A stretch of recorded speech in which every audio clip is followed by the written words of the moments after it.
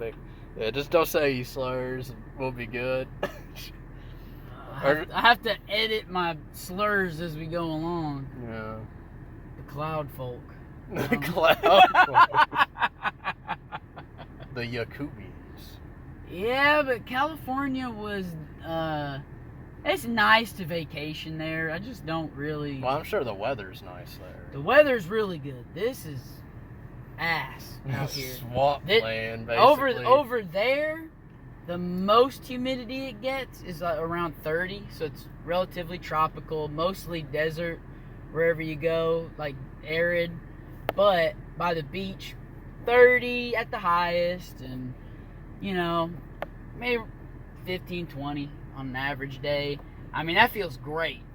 To them, you know, they get a little breeze and it's 70 degrees and they're like, oh, it's chilly, I gotta wear a jacket. Or at night it was 60 and I'm like, this is great. This is heaven on earth weather right here. This is what you're praying for living here. No, when it was 60 over there, everybody's wearing these big old like puffer jackets and shit, and I'm like, shorts, t-shirt, tank top. This is great. This is living the life. And then the second we land back in Tennessee, that swamp ass air just hits you. As soon as you get off that plane, it's just you're breathing in underwater. You're like, what I hate is when you're outside all day here, it's like 90% humidity and like 92 degrees. And then you finally walk back in your AC house and you go take your clothes off, take a shower, but your clothes are stuck to you like glue. Yep. It's miserable. Well, the worst thing is also when you get in the car and your clothes are sticking to you and it sticks to your seat and then you turn the AC on and the worst feeling in the world is cold, wet clothes. Yeah. Sitting there after work, especially, you're sitting, I don't want to touch the chair because it, I don't know, I guess it's a sensory thing or whatever, but I hate feeling cold on the outside and sticky, sweaty. You feel like it feels nasty, man. You feel like Mr. Freeze is touching you. You feel gross, but that's just the one good thing about out here is, though, I don't know what it is about the atmosphere. I'm not a super science person, but the sunburn you get here is not as bad as that. The sun's more intense. It's probably the smog. It's probably the fucking smog. There's probably or something like that. There's probably like satellites floating in the air. They're spying on you. Bro, they probably got like satellites or something that are like focusing the sun rays on you specific, like a microscope over an anthill. They're actually trying to give everybody cancer out there. We gotta get rid of this tumor. Well, the best time is like the first half of spring and then just fall where it's like in the 50s and low 70s. Yeah, but our fall is maybe to where you can effectively feel it about 2 weeks long. Yeah. That's the only bad thing. You're like, man, this is the best time of year. And then it goes straight into everything's dead. Yeah. Cold. No sun. No day. Depression. Honestly, I'd rather just live in the UK in the eternal land of rain. Well, that's why whenever it does get hot over there, they start passing out and dying, man. The hottest it might get in Europe is like maybe the mid 80s, and nobody has AC in their house or buildings. They're like, well, no, I was hinga dinga dorgan. We don't need AC. I saw it was like a little headline on an article, and it was talking about, you know, they have all their stuff in Celsius or whatever. Yeah. I don't know. I don't remember the degrees in Celsius it was. It was like, I remember. It was like 18 or 20 something degrees Celsius, and I looked it up, and the runners in a marathon were passing out from heat exhaustion. And when I looked it up in Fahrenheit, it was like 86 degrees, and I'm going, that's a cold day here in the South. Over here, we're like, yeah, man, it's 116 degrees with 70% humidity. When I tell people that, they're like, there's no way. I go, that is an average. That's about an average. That's July and like August. Especially August is the worst month in terms of heat. I hate it, man. It kills me. I absolutely hate it. Man, look at those birds mogging that crow.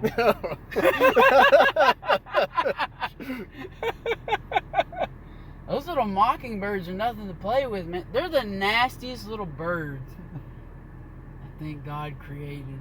What that is like a group of like 5'6" guys telling the 6'2" guy with the ugly face that height matters more than face. They're like, get away from us, you face cell. Yeah. Bro, it's face over height. Like, well, it looks maxing. That's rehab room, man. That's his whole thing. Well, I was talking to Hudson Sick last night, and we came to a conclusion that it would be better to be like under 5'4" than it is to be anywhere in the range of 5'8" to 6 foot in terms of your height attracting women. Because it's the extremes that matter. You have to be like over 6'4" or like under 5'4". Anything in between is like this cringe middle height. Well, I don't even know. All that stuff is you can go down the rabbit hole of it, and it starts off with like red pill and red pill rage and Goy pill. I remember back in my red pill days, turd flinging monkey, dude.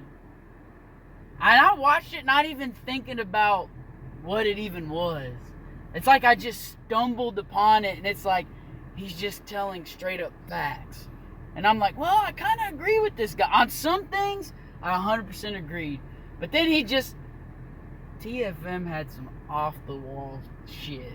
No, he's where you were just like, what the...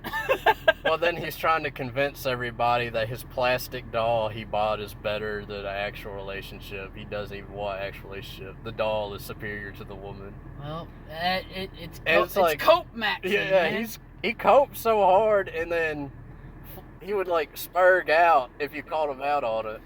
Well, see that like all these people. He's not self-aware. That's a big issue. A lot of these red pill guys. Also, I mean, so broadly, he's red pill, but he's also more MGTOW than anything else. MGTOWs are the biggest copers.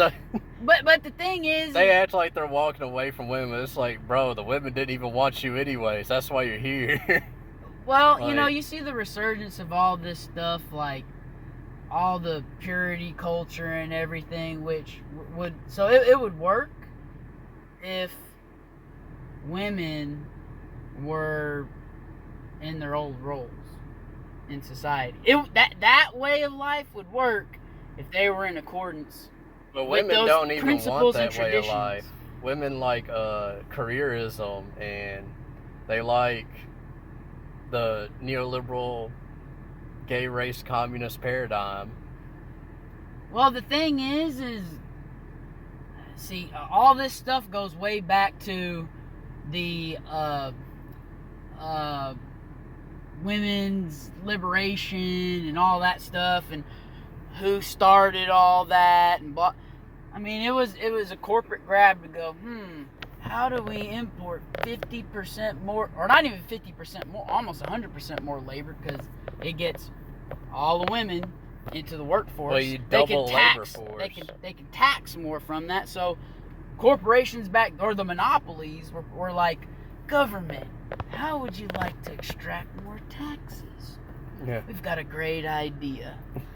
And this whole thing starts, but it's mutated from what it was. What it was intentionally was not like the corporate money grab was, hey women, don't you want to be free and blah blah blah. And then what that turned into is this whole women's liber shit we have today, where it's out of hand, and you got the 80-20 rule, right? The Pareto principle. And when you first hear about things like that, you're like, nah, this is bullshit. 80% of men or 80% of women aren't 20% of men. And then you look at the data and you're like, okay, there's a little something to it.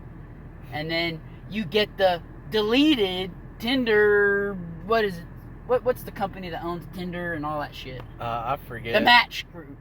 The Match Group, because they own Match, they own Tinder, they own whatever, all of them. They I don't own know Grindr. all of them. Yes, they do. But well, that's where Tinder came from. Grindr came out first, and they're just like, well, here, let's make a straight dating app let's make a dating app for straight people, but we're going to design around this homosexual method of mate selection. Well, I wouldn't even call it mate selection if you're talking about homosexuality. It's just... Well, you know, the thing that's strange to me is, you know, now we're talking about all that stuff. I guess right now, we're talking about the mating and dating game, right? All that, like Rehab Room says, and what's his name? Stardust. Yeah. He calls it mating and dating game. But when you get involved with all that stuff, it opens up such a rabbit hole into the culture at large. Because the point where the culture is with this stuff is, oh, there's a problem. There's been a fucking problem.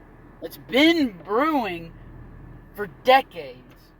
And what's crazy to me is you see all these pundits talking about stuff on the news or little YouTube channels, and people are just now thinking this is a problem.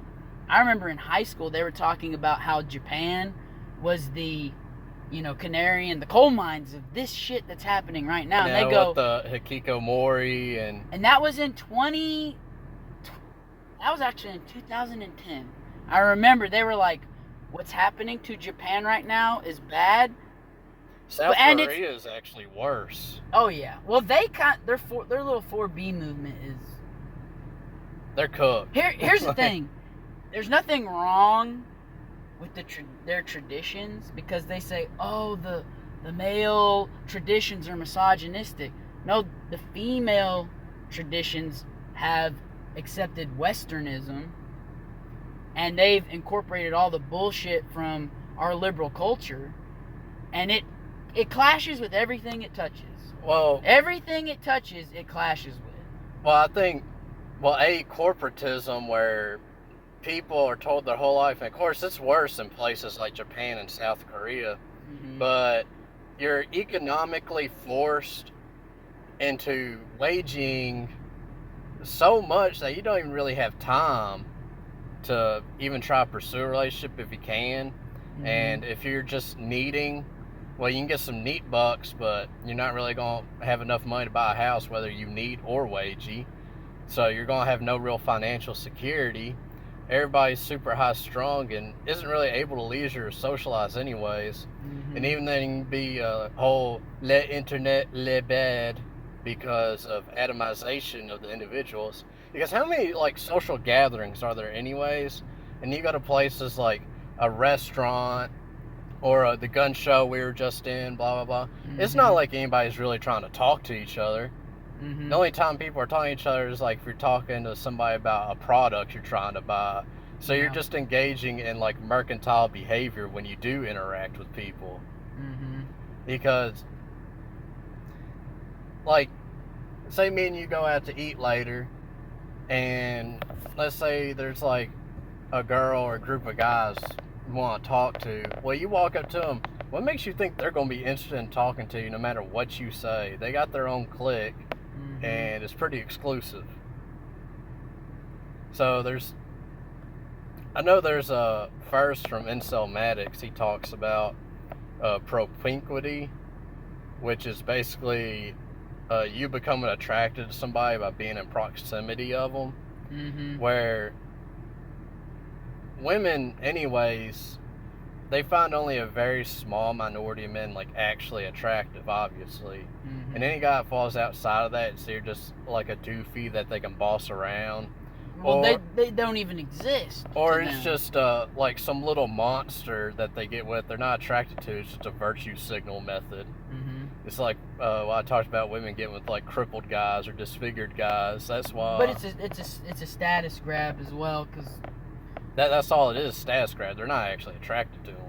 Well, there's that one where I think you've probably seen it before, where it's like the dude is he's crippled like this, you know, and he's in a wheelchair. He can barely move his head or whatever.